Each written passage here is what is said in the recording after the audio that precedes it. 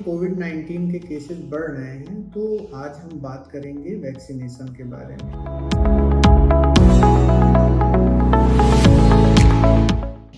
भारत की ministry of family welfare and health ने recommend किया है कि हमें बूस्टर ले लेना चाहिए वैक्सीन का, ताकि हम अपने आप को सेफ गार्ड कर सकें। स्पेशली जो हाई रिस्क ग्रुप्स हैं, अगर उसमें फीजिबल है तो वह अपने फिजिशियन से कंसल्ट करने के बाद इस वैक्सीन को ले लें, ताकि उससे उनको प्रोटेक्शन कोविड-19 से मिल सके।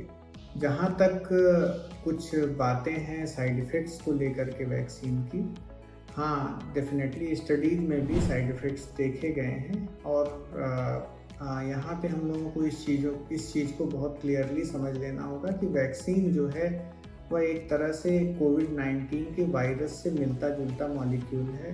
कई बार उसके शरीर का कोई अवयव होता है तो वह शरीर के अंदर उसी तरह का इम्यून रिस्पॉन्स जनरेट करता है जो कि उस कोविड-19 वायरस से मिलने पर उसे टैकल कर सके।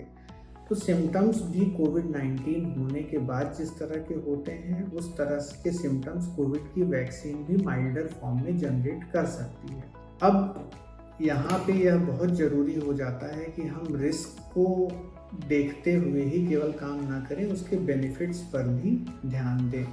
जो वैक्सीन्स बहुत ज़्यादा इफ़ेक्टिव हैं, जैसे कि जो मैक्सिमम साइड इफ़ेक्ट्स देखे गए हैं mRNA वैक्सीन के देखे गए हैं, जो मेटा एनालिसिस में भी देखा गया है, वह एक तरह से सबसे ज़्यादा उस वैक्सीन के साइड इफ़ेक्ट्स इसलिए हैं क्योंकि वह सबसे ज़्यादा इफ़ेक्टिव है। बेसिकली उसकी एंटीजेनिसिटी बहुत ज़्यादा है, वह शरीर की रोग प्रतिरोधक क्षमता को बहुत तेज़ी से झकझोर देती है, तो इस वजह से उसके साइड इफ़ेक्ट्स आते हैं। अच्छा, साइड इफ़ेक्ट्स हो क्या सकते हैं?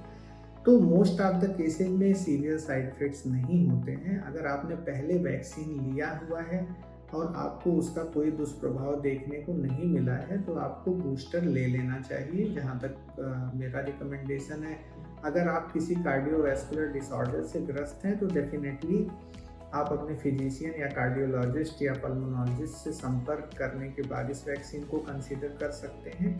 और माइल्ड सिम्टम्स में कुछ लोगों को हल्का बुखार आ जाना, कभी कभी एक दिन के लिए तेज फीवर भी आ जाता है।